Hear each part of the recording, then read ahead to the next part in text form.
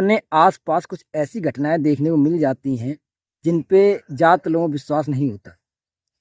खासकर आज के समय में तो बहुत से लोग ऐसे हैं जो इन चीज़ों पर विश्वास नहीं करते। कोई भूत प्रेत या कुछ वैसी बाधा होती है। लेकिन आज मैं आपको एक ऐसी सच्ची घटना बताऊंगा जो एक कंपनी की ऐसी है, जो वहाँ के मैनेजमेंट ने भी इस पर भरोसा किया और कंपनी ओनर खुद आना पड़ा और उस टीम को बुलाना पड़ा जो इन चीज़ों पे सर्च करते हैं कि भूत प्रेत होते हैं या नहीं होते हैं। घटना शायद 8-9 साल पहले की है। मैं एक कंपनी में काम करता था, तो कंपनी NSEZ में आती थी, जो उसके साइड से एक नाला गया हुआ था और नाले के पास ही एक शमशान घाट था और शमशान घाट और कंपनी बीच में केवल एक बाउंड्री का डिफरेंस था। और कंपनी के उसी हिस्से में जिधर वो शमशान घाट बना हुआ था, कंपनी का वेस्टेज सामान उधर डाला जाता जिसे WCA बोलते थे। वहीं पे एक चौकी बनी हुई थी जिसपे एक गार्ड की ड्यूटी रहती थी और वहीं से बस थोड़ा सा आगे एक वर्कशॉप और मेंटेनेंस डिपार्ट था। वहां पे कुछ बंदे काम करते रहते थे, उसी डिपार्टमेंट में मैं था। वहां ज्यादातर क्या होता था, उस चौकी पे रात में कोई भी गार्ड ड्यूटी करने को तैयार नहीं होता था। कोई नया गार्ड आता था, उसे लगा देते थे वहां पे। वो भी मुश्किल से 10 या 12 दिन वहां ड्यूटी करता था, फिर अपने आप वहां से छोड़ के चला जाता था। उसका मानना ये था कि हमें यहाँ पे रात के 12 बजे के आसपास या उसके बाद कुछ हलचल दिखाई देती है। कभी कभी ऐसा लगता है कि जो हमारी चौकी है उसके ऊपर कोई बैठा हुआ है, या जो ये बाउंड्री है नाले की उस तरफ से बाउंड्री, उधर से कोई आ रहा है। मैंने कई बार उस बाउंड्री पे किसी को बैठे हुए देखा। लेकिन ये आम चर्चाएं थी। कुछ लोग इसका समर्थन करते थे, नहीं ऐसा होता है, गार्ड सही कह रहे हैं। कुछ लोग, भाई पढ़े लिखे लोग कंपनियों में बहुत सारे ज्यादा होते हैं, तो कुछ लोग पढ़े लिखे लोग उसका विरोध करते हैं, नहीं बकवास, ऐसा कुछ नहीं होता। क्योंकि रात में क्या होता था, रात में कंपनी बंद रहती थी, केवल गार्ड रहते थे और हमारे मेंटेनेंस में 2 बंदे रहते थे। वही पूरी कंपनी में 4-5 लोग और गार्ड लोग यही रहते थे। मैनेजमेंट वालों का मानना ये था रात में कोई रहता नहीं है, कंपनी शांत रहती है, तो ये लोग मनगढ़ंत कहानी बनाते रहते हैं। लेकिन एक बार कुछ ऐसी घटना घटी जिस पे लोगों को विश्वास करना ही पड़ा।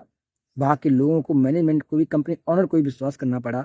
सर्दी के दिन थे, ड्यूटी नया गार्ड आया था जो पहले आर्मी से रिटायर्ड थे, उनकी वहाँ पे ड्यूटी लगा दी गई कि ये पढ़े लिखे समझदार हैं, तो ये यहाँ पे ड्यूटी करेंगे रात को।